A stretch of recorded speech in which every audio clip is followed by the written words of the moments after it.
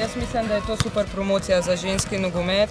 Se mi zdi prav, da se tudi v Ljubljani to dela, da čim več punc pride, tukaj dobijo tudi navodila, kam se lahko v klube usmerijo, tako da se mi zdi to en super event. V tujini pač se je vse začelo tako, tudi top reprezentance Nemška in ostale reprezentance so začele tako, da so nekako imele kot pretekme moške reprezentance oziroma dogodke v okviru moške reprezentance in tako so se pač razvile in zdaj medijsko pač ne rabijo več niti pomoči strani moških, so že toliko prepoznavne.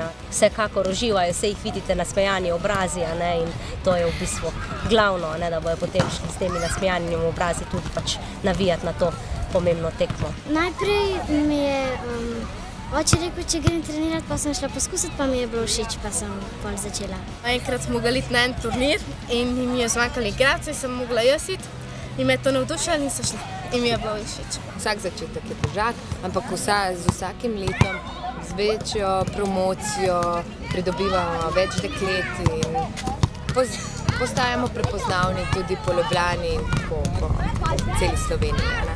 Veliko pomoč so nam pa tudi članice ženskega nogometnega kluba Olimpija, ki so lansko leto osvojile prvenstvo, tako da tudi zaradi članic pridobivamo prepoznavnost. Jaz osebno sem zelo ponosna, da sem del tega projekta Prženeka Olimpija. Lani smo osvojili prvi naslov v bistvu v zgodovini kluba, tako da upam, da bo tudi v nadaljnje, da bomo uspešni.